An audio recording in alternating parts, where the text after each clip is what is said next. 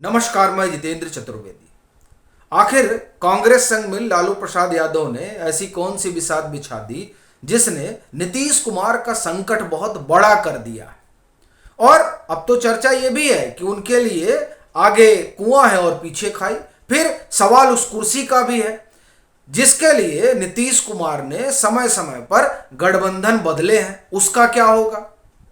और एक प्रश्न इस बात से भी जुड़ा हुआ है कि जिस महादलित वोट को नीतीश कुमार ने बड़े करीने से गढ़ा था ताकि वो अपना जनाधार बढ़ा सके, अब उस महादलित वोट का क्या होगा। और ये सवाल इसलिए पैदा हुआ है क्योंकि भाजपा ने बड़ा भारी दांव चला है और वो दांव नीतीश कुमार को बड़ा महंगा पड़ता दिखाई दे रहा है। लेकिन असल सवाल ये है कि लालू प्रसाद यादव ने ऐसा कौन सा सियासी बिसात बुन दी है जिसने नीतीश कुमार के लिए समस्या बढ़ा दी है। देखिए, नीतीश कुमार महागठबंधन में जिन कारणों से आए थे वो कारण पूरा होगा या नहीं होगा उसे लेकर बड़ा संशय है। लेकिन लालू प्रसाद यादव जिस कारण से नीतीश कुमार से जुड़े थे वो उस कारण को पूरा करने में जुट गए और दरअसल ये सबसे बड़ा संकट बन गया है नीतीश कुमार के लिए। चर्चा है कि लालू प्रसाद यादव ने कांग्रेस को तैयार कर लिया है इस बात के लिए कि संयोजक बना दिया जाए नीतीश कुमार को। अब नीतीश कुमार की समस्या देखिए, वो संयोजक बन जाएंगे लेकिन जैसे यूपीए की चेयरपर्सन सोनिया गांधी रही उसी तरह से ये जो संशोधित यूपीए होगा उसकी भी चेयरपर्सन सोनिया गांधी होंगी। अब ऐसी परिस्थिति में नीतीश कुमार संयोजक तो बन जाएंगे लेकिन जो निर्णय लेना होगा अल्टीमेट वो तो सोनिया गांधी ही लेंगी। और इधर जो है संयोजक बनने की वजह से उन्हें कुर्सी भी छोड़नी पड़ेगी बिहार की और तेजस्वी यादव मुख्यमंत्री भी बन जाएंगे। अब इधर संयोजक तो वो बनेंगे लेकिन पीएम पद के दावेदार कई हैं। अभी देखिए, ममता बनर्जी की पार्टी कह रही है कि आप बताइए जरा कि ममता बनर्जी से बेहतर कोई उम्मीदवार हो सकता है। और बड़ी चीज यह है कि बेंगलोर की जो बैठक हुई 17-18 जुलाई को, उस बैठक में जिस तरह से ममता बनर्जी को तरजीह दी गई वो भी बहुत संकेत देता है। आप देखिए, जैसे नाम को लेकर जो ये नाम आया इंडिया, कहा जा रहा है कि नीतीश कुमार उसके पक्ष में नहीं थे लेकिन ममता बनर्जी पक्ष में थी और राहुल गांधी ने सुझाया, ममता बनर्जी ने कहा नहीं इससे बेहतर तो कुछ हो ही नहीं सकता।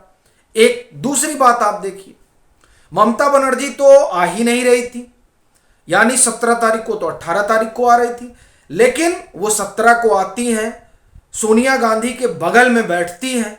इससे साफ हो जाता है कि दरअसल ममता बनर्जी को लेकर किस तरह का मंतव्य कांग्रेस के भीतर चल रहा है। दूसरी चीज, अविश्वास प्रस्ताव मानसून सत्र में आता है और अधीर रंजन चौधरी नेता प्रतिपक्ष हैं लेकिन कांग्रेस के वक्ताओं में उनका नाम ही नहीं होता है।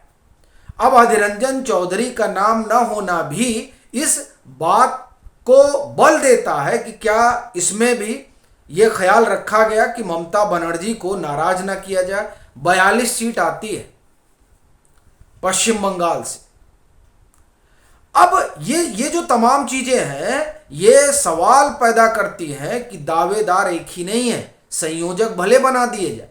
और फिर अरविंद केजरीवाल, आप देखिए कि अरविंद केजरीवाल का महत्व कितना बढ़ जाता है कांग्रेस के लिए, वह भी तब जबकि कांग्रेस की पंजाब इकाई, कांग्रेस की दिल्ली इकाई, कांग्रेस की गुजरात इकाई, यहां सब जगह आम आदमी पार्टी को लेकर बहुत ठीक राय नहीं है और ना वो चाहते हैं कि पार्टी इनके साथ चुनाव में उतरे लोकसभा के। लेकिन इसके बाद में भी कांग्रेस दिल्ली सेवा विधेयक मसले पर सदन में मौजूद रहती है वह। और ये सब तब हो रहा है तब जब मणिपुर को लेकर कि उस पर प्रधानमंत्री बोले सदन नहीं चलने दिया जाता है और उसी को लेकर अविश्वास प्रस्ताव लाया जाता है।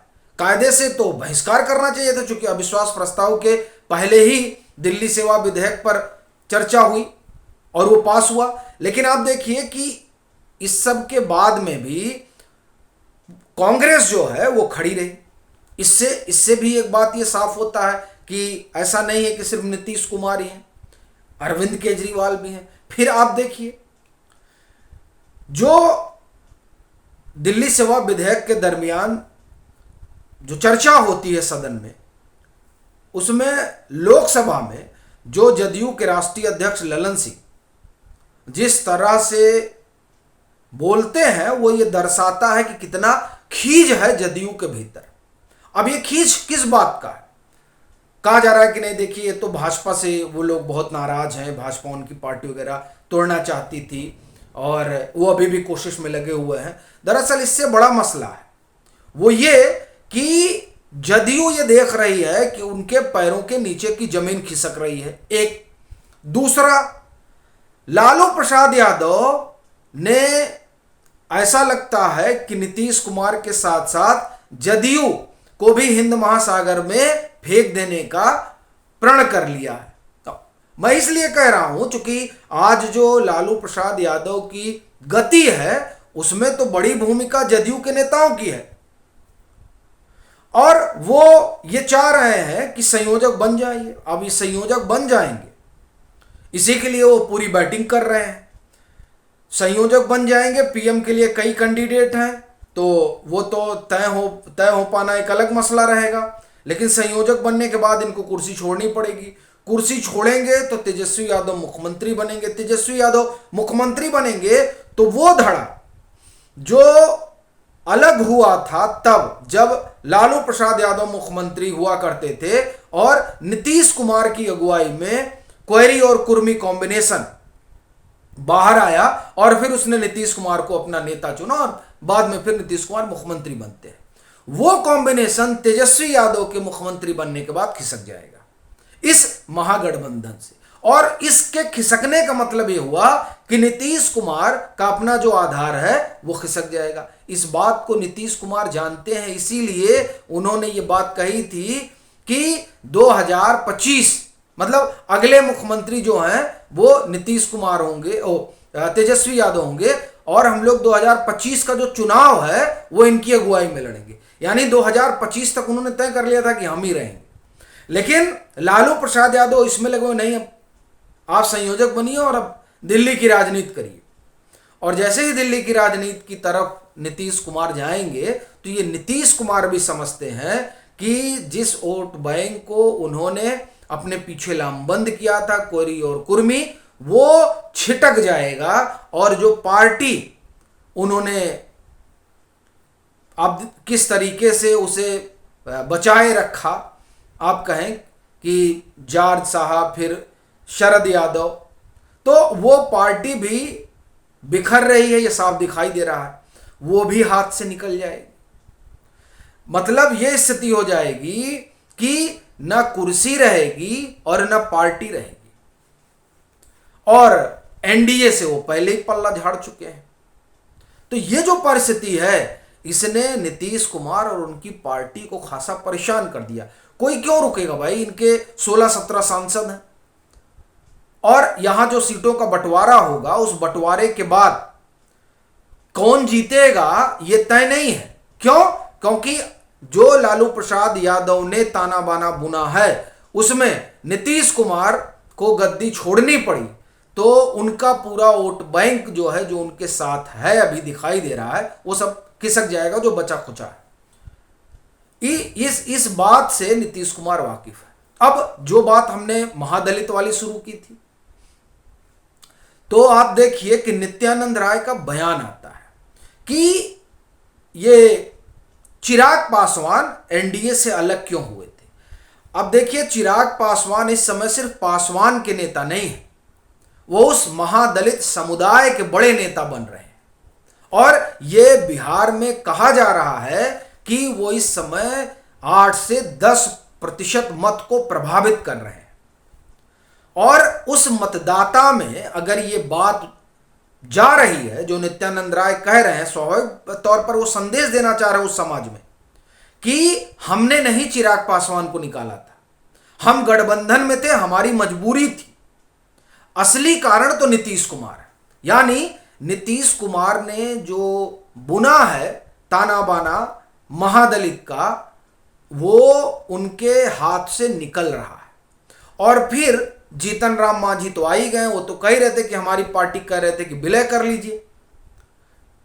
ये दो चीजें जो हैं, एक जीतन राम मांझी वाला एंगल और दूसरा चिराग पासवान वाला, ये भी जदयू के लिए बड़ा घातक साबित होगा, ऐसा नजर आता है। और जहां तक रही बात लालू प्रसाद यादव की, तो उन्होंने बिसात बिछा ही दी है। उस बिसात में कुर्सी ऐसा लग रहा है कि अगर गई तो नीतीश कुमार के लिए, उनकी पार्टी के लिए, ये जो सियासी बैतरणी है उसमें आगे बढ़ पाना बड़ा मुश्किल होगा। हालांकि इसीलिए आप देखिए कि चर्चा भी चल रही है, मुझे लग रहा है संभवतः भाजपा की तरफ से किसी ने कहा था कि ये जो है लोकसभा के साथ चुनाव करा सकते हैं, भाई मुख्यमंत्री हैं, उन्हीं को करना है। और ये नई बात नहीं है, ये चर्चा तभी से चल रही है जब एनडीए का हिस्सा हुआ करते थे नीतीश कुमार। तब भी ये कहा जा रहा था कि वो ये चाहते हैं कि 2024 के लोकसभा चुनाव के साथ ही विधानसभा का चुनाव करा दिया जाए, लेकिन उसके लिए संभवतः भाजपा तैयार नहीं थी। जो एनडीए से अलग होने के कई कारणों में एक कारण ये भी बताया जाता है। तो हो सकता है, अब अगर भाजपा दावा कर रही है तो जाहिर सी बात है कि मंशा होगी कि हो जाए। कुल जो अब दिखाई दे रहा है वो यही कि दरअसल नीतीश कुमार के लिए स्थिति और परिस्थिति उस तरह की नहीं है जैसी कभी हुआ करती थी। अब पूरी बिसात और पूरी चालें लालू प्रसाद यादव चलते हुए दिखाई दे रहे हैं, क्योंकि गांधी परिवार में उनका अच्छा असर है, अच्छा प्रभाव है। आपको ध्यान होगा कि राहुल गांधी की जब सदस्यता बहाल होती है तो सबसे पहले लालू प्रसाद यादव से मिलने जाते हैं। ये बड़ी बात है, जो ये बताता है कि इन दो परिवारों में किस तरह का, राजनीतिक परिवारों में किस तरह का संबंध है और कितना इन्फ्लुएंस करते हैं डिसीजन मेकिंग को लालू प्रसाद यादव। इसीलिए यह माना जा रहा है कि ये जो दांव लालू प्रसाद यादव चल रहे हैं उसमें नीतीश कुमार को बिहार से बाहर निकलना होगा और कुर्सी छोड़नी होगी। और ऐसी परिस्थिति में तो वहाँ जो होगा वो कहने की ज़रूरत नहीं है। बाकी आपकी अपनी क्या राय है ज़रूर साझा करें। मतांतर से नहीं जुड़े हैं तो जुड़ें, वीडियो को लाइक करें और खूब शेयर करें।